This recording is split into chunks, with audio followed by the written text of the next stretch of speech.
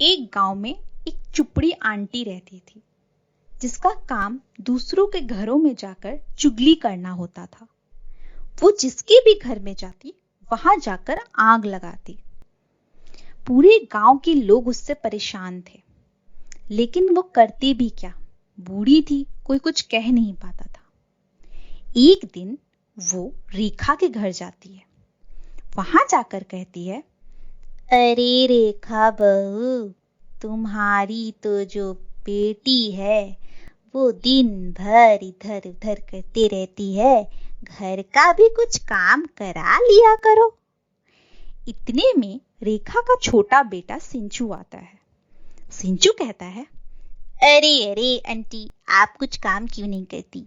जरा अपने काम पर ध्यान दिया करो, दूसरे के घरों में झांकना बंद करो।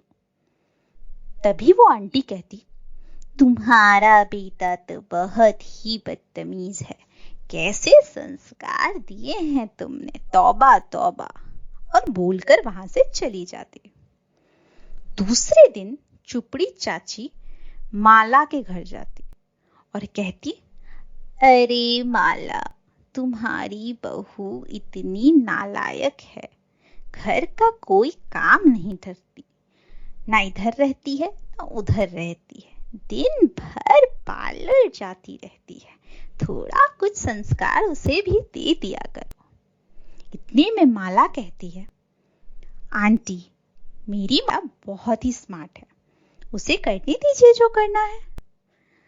आंटी कहती है, अरे अरे, कितनी भोली हो तुम, हाथ से निकल जाएगी तुम्हारी बहू, देख लेना, कह देती हूं। हाँ। फिर वो चुपड़ी चाची वहां से चली जाती है।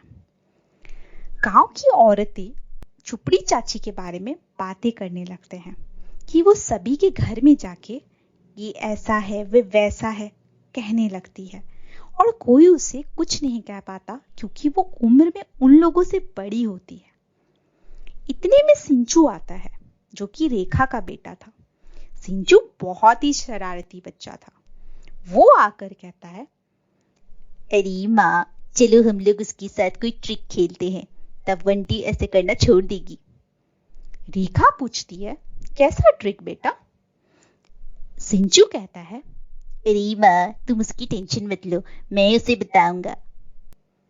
दूसरे दिन चुपड़ी चाची रेखा के घर फिर आती है।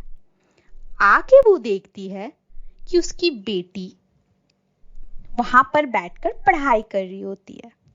चुपड़ी चाची कहती है, अरे अरे, दिन भर पढ़ती है, थोड़ा कुछ काम वाम करा लिया करो, कैसे तो बिगड़ जाएगी लड़की, देख लो तुम क्या करोगी, पता नहीं आजकल के लोग कैसा संस्कार देते हैं बच्चों को।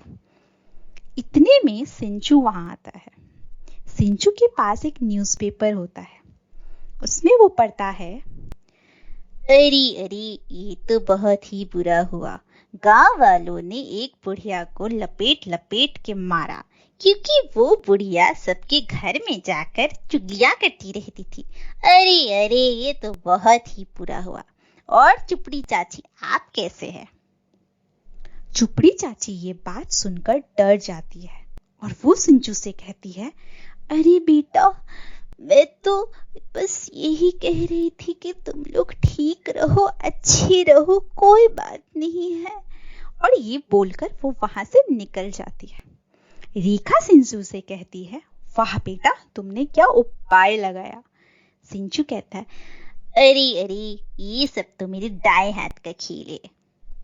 और ऐसे करके चुपड़ी चाची दूसरों के घरों में जाना और उनके घर में जाकर आग लगाना बंद कर देती है। इससे हमें ये समझ में आता है कि इन चुपड़ी चाचू के लिए हमारा अकेले सिंचू ही काफी है। Thank you. अगर आपको हमारी स्टोरी पसंद आई तो लाइक एंड सब्सक्राइब कीजिए।